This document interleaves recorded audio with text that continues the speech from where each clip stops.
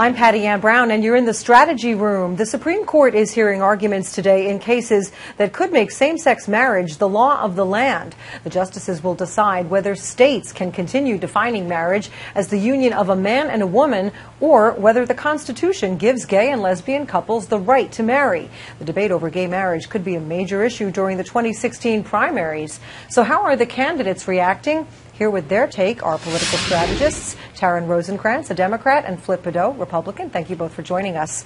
So a decision on these Supreme Court cases is expected in late June. An official with the Log Cabin Republican says a court decision in favor of nationwide gay marriage might actually be a political gift to Republican presidential candidates by taking this issue off the table prior to 2016. Taryn, what do you think?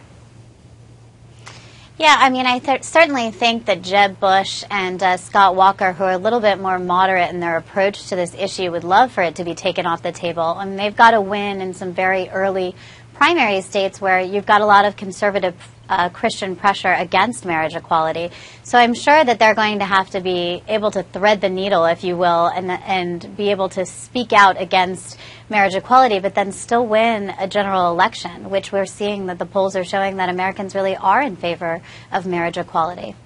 Yeah, threading that needle, Flip, pretty difficult. Some of them are willing to come right out and state their position, but others would obviously rather not talk about it at all. Right. Would it be to the GOP's benefit if the Supreme Court ruled on this and just eliminated it as an issue? I think definitely. I think you're seeing some of the Southern candidates like Cruz and Huckabee and Jindal coming out and saying unequivocally they oppose same-sex marriage, but all the front runners are really taking the kind of more nuanced hands-off. I think they absolutely would like for the Supreme Court to take this issue completely off the table for them.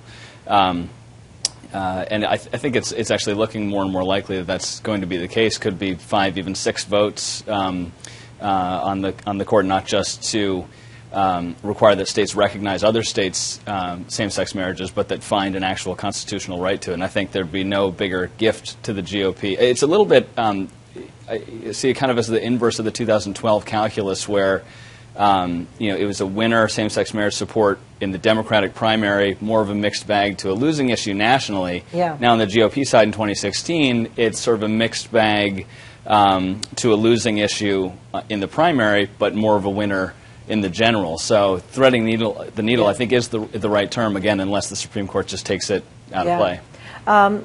So Taryn, Flip mentioned the Democrats. There are some Democrats, a minority, but not a small minority, who oppose gay marriage. How tricky is it for them? Well, I don't think we're going to see at the presidential level, per se, that anybody's going to be out there not in favor of marriage equality. You know, I mean, if there are folks who are still out there in the Democratic Party who are, against, marriage equality or have a more moderate view on it, I think you're going to see them be able to express that. I mean, it's a big tent party, so we obviously have people with opposing views as well. But I do think that most of the Democratic Party believes this is a civil rights issue and that has really embraced marriage equality on the whole. And so it's not hard for them to be able to come out, to Flip's point earlier, right? It is the inverse of the 2012.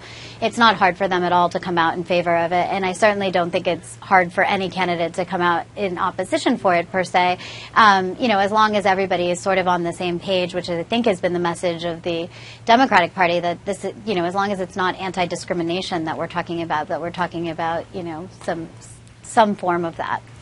Yeah, so Flip, we talked about how difficult it is for GOP politicians to, as we've been saying, thread that needle, even if they personally hold a more liberal view of gay marriage. There's that fear of alienating the conservative Christians, who the Republicans, most strategists say they're going to need those votes to win. Right.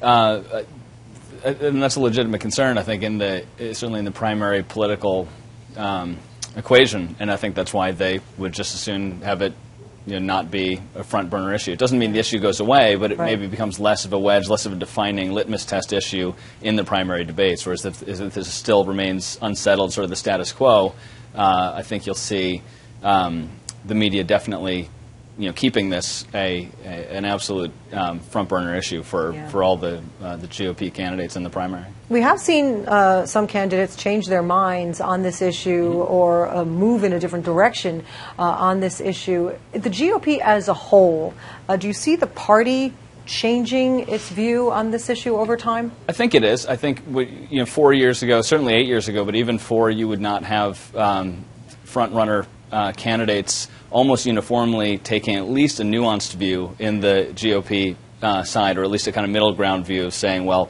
we should recognize other states' same-sex marriages, or we should push for civil unions.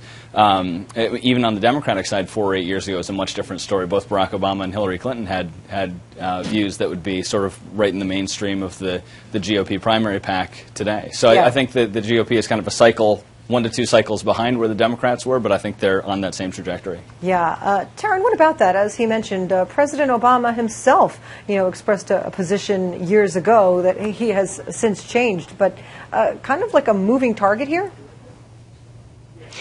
Well, I think times are changing. I mean, if you just go back to the point earlier about the 2012 election, I mean, people were still talking about a constitutional amendment to ban same-sex marriage. So we've come a long way on a lot of things. I mean, that's not even a policy that we're really talking about, as we're hearing the Supreme Court talk about actually legalizing it nationwide. So, it's the reverse, if you will, and the inverse. And it is a moving target because times are changing and we're seeing more experience. And I also think that as marriage equality became legal in some states, you're seeing the success of it in a lot of ways, and that's helping to move this forward and to move people's feelings for it. I mean, you even had Rubio say the other day that he had attended a same-sex, ceremony, I believe, of someone he knew.